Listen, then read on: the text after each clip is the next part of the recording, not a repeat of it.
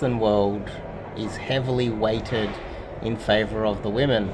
Now, this is something that it seems like a lot of people don't take that seriously. They think that, oh, look, if you want to go abroad and get divorced, or this is a red pill thing, or this is just conspiracy theory. It's not. It is a absolute nightmare for a man living in Western society, United States, Canada, Australia, New Zealand, England, anywhere in Britain, even France, Germany.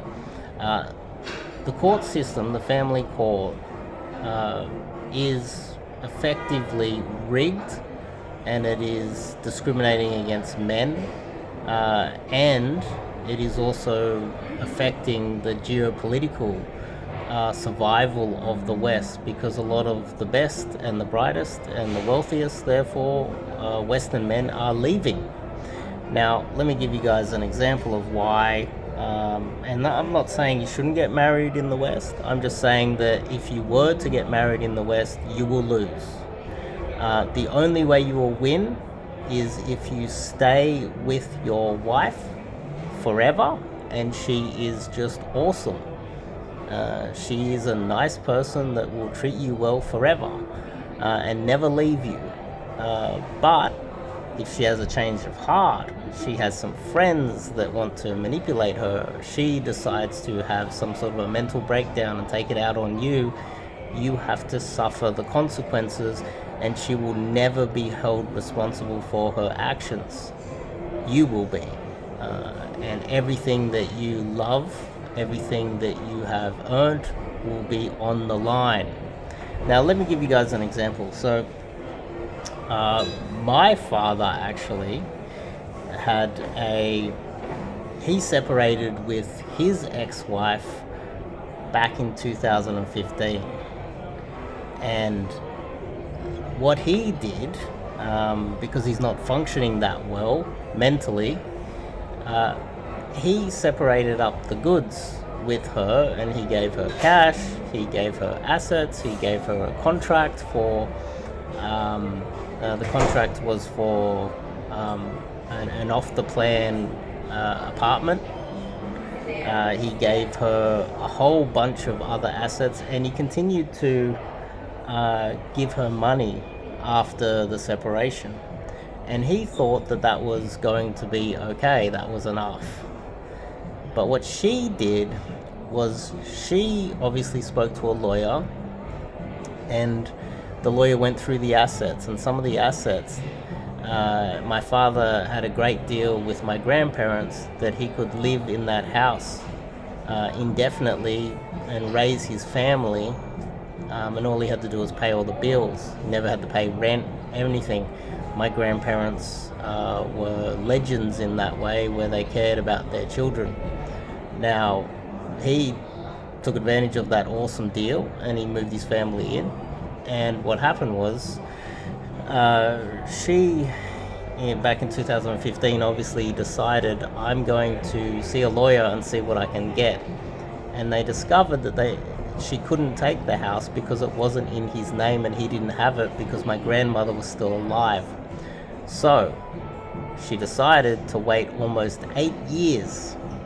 Just wait it out. Wait as long as it took to wait until my grandmother, the last parent to die, and then wait for the assets, houses, units, all to be transferred into the name of my father before lodging the divorce proceedings.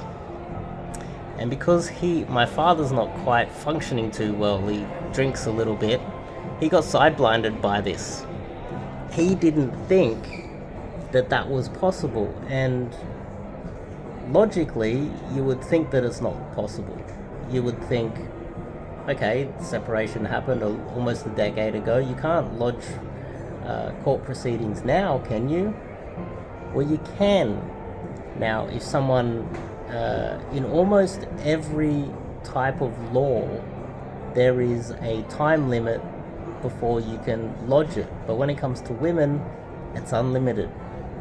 So you can divorce a woman 100 years ago and she can lodge court proceedings today and take everything that you have. It's the same as with sexual assault and rape allegations and everything else. 20 years later, you can be sidelined by something that you allegedly did even 50 years ago. But if someone was to assault you, you would have a time limit. If someone was to steal something, you would have some sort of a civil case.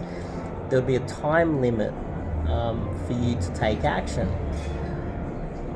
When you separate almost a decade ago and she waits out the death of your parents so that she can get her hands on your assets, that's one example of how the family court and the divorce court in the Western world is so heavily rigged in favor of the women. Think about it. If you've survived quite well for almost a decade, why do you need any money now? If you divorced a long time ago, shouldn't you be fine now? What have you earned in the last decade? But as a woman, you are above the law. You are above any sort of rationality, and the court system will always back you, even if you're nefariously trying to get your hands on your ex-husband's assets a decade after you actually separated. That's just one example of the moral hazard that women have in their power, and power goes to their brains, and it doesn't. And this is another thing.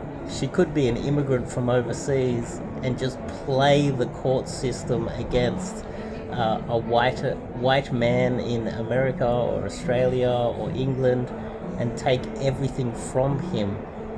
And you wonder why the West is collapsing. It's because the men that hold the countries in the West on their shoulders are being exploited and destroyed within their countries. The court systems are also being used as a geopolitical play to destroy the West. So the smart men don't just learn from their own mistakes, they learn from other men's mistakes. And so what you have is some of the brightest men worldwide not getting married, not having to deal with the divorce court because they know it's rigged, so they avoid it at all costs. And a lot of them are going abroad, and that's why middle powers are rising, because there's capital flight, intellectual human capital flight leaving the West.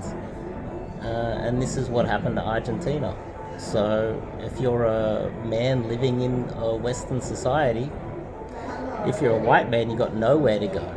If you're an Asian man, you can go back to your country and find a wife there where the laws are going to be fairer. If you're from anywhere else, you can go back to wherever that is and find a wife in whatever your home country is before you immigrated. Even though you were born in the West, your parents probably came from there as well. So it's not necessarily my advice not to get married, but there is a high amount of risk involved, and you are more likely to lose than anything else. Also, I had a guy reach out to me and ask me that very question. What countries do you recommend, and how should I go about finding a wife abroad to have kids? Because it's the only way to secure your interests, because you don't have any interests as a man in the West. Think about that. And even the fact that I'm out here talking and advising men, you can be discriminated against. I've been discriminated against on this channel quite a few times, where I just say, hey, look, we need to avoid these pitfalls. And you have all these women in the comments saying, no, you don't have any rights to choose. You're sheep, you're cattle, you don't have any rights, you're nothing. You don't have the right to choose. You have to take what you're given like a slave. And then what you do is you go abroad. If you're worldly like myself and you have connections worldwide and you can speak to men worldwide and you can travel, you will see that men worldwide have more options. If you've got more options, exercise that right, especially in the West, before it's taken away. Because from here on, the only way is down. The West is not going to survive this. The same way Argentina didn't survive the exploitation of men. It collapsed. That's just a recent example of what happens. So anyway, see you guys in the next video.